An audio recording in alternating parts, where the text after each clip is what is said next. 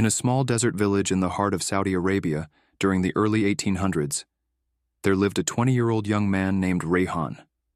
From a young age, Rehan had been trained under the guidance of great scholars and seasoned warriors. His dream was to join the ranks of the emir's elite cavalry, a force known for its discipline and unwavering faith. His lineage was filled with brave horsemen who had served in great battles, yet despite his physical strength and skill, there was something that held him back: his mind. No matter how much he trained, Rehan found himself trapped in a cycle of overthinking. Every time he prepared for combat, doubt crept into his thoughts. What if I fail? What if I bring shame to my family? What if my future is doomed? These relentless worries clouded his judgment, making him hesitant when swift action was needed. Unlike his fellow warriors, who moved with certainty and conviction, Rehan hesitated, second-guessed himself, and sometimes froze entirely in the middle of a fight. His instructors noticed his struggle. They saw the strength in his arms, but the hesitation in his heart.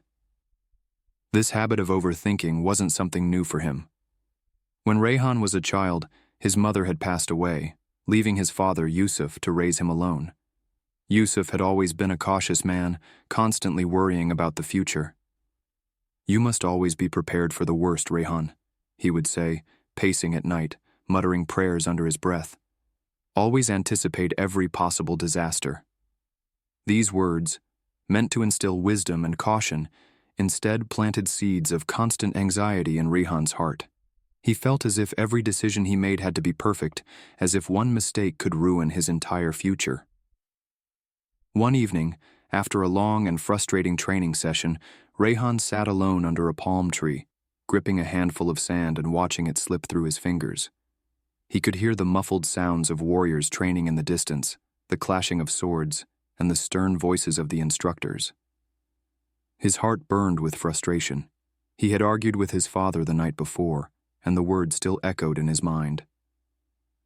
During training the next morning, Rehan's emotions got the best of him. He lost control during a sparring match, unleashing his frustration on his opponent in a reckless attack. The instructors had to pull him away. "Control your mind, Rehan," one of them scolded.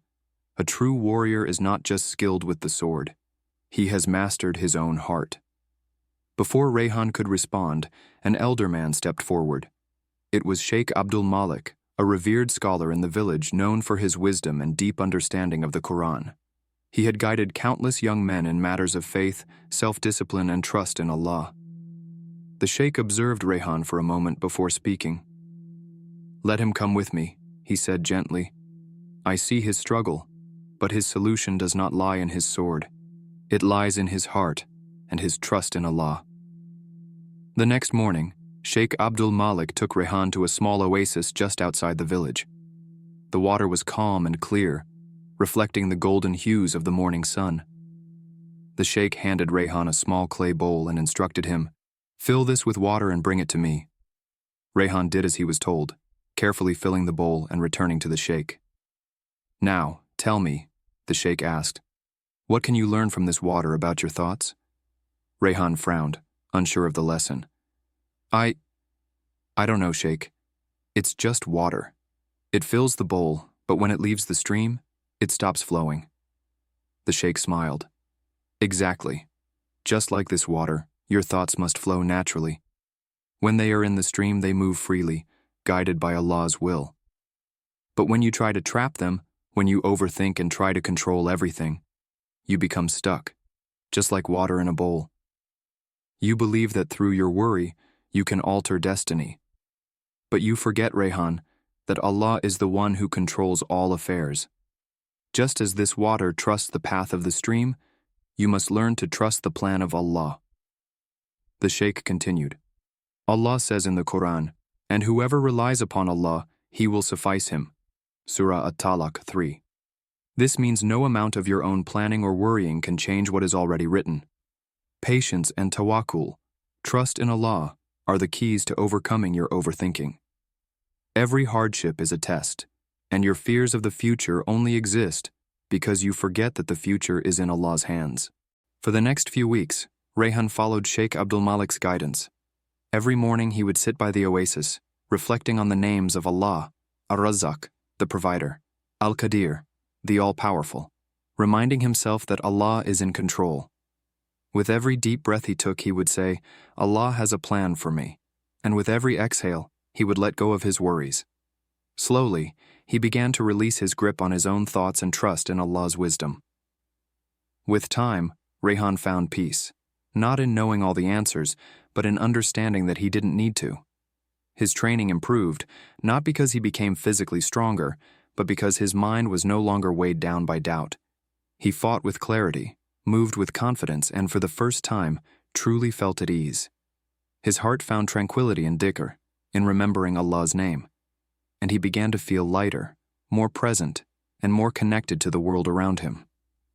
One day, Rehan was put to the ultimate test, a live battle simulation that would determine whether he was ready to join the cavalry.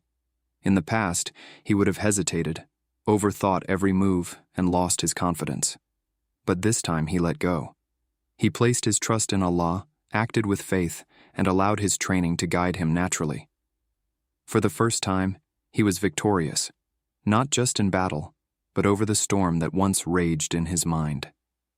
As he stood breathless in the aftermath of the fight, Sheikh Abdul Malik's words echoed in his heart.